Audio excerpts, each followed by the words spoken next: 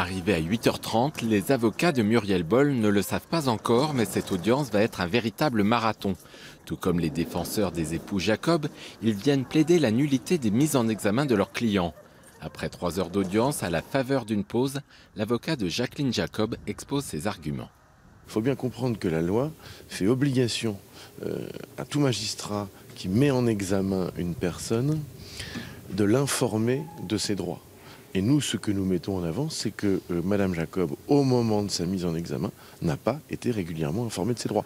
Après plus de 4h30, l'audience s'achève enfin. L'avocat de Marcel Jacob a tenté lui aussi de mettre en avant les manquements de la procédure.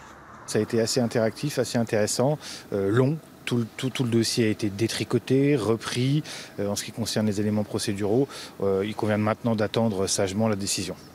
La Chambre de l'instruction rendra sa décision sur ces demandes le 16 mai. Outre une requête de nullité de la mise en examen de leur cliente, les avocats de Muriel Boll ont demandé la levée de son contrôle judiciaire. Il s'agit de sortir Muriel de la situation dans laquelle elle est à l'heure actuelle. Elle est injustement accusée. On a utilisé tous les moyens contre elle, y compris des moyens de contrainte qui ne sont pas justifiables dans une procédure comme celle-là.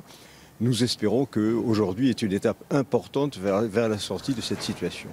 Muriel Boll sera fixée sur son contrôle judiciaire le 25 avril.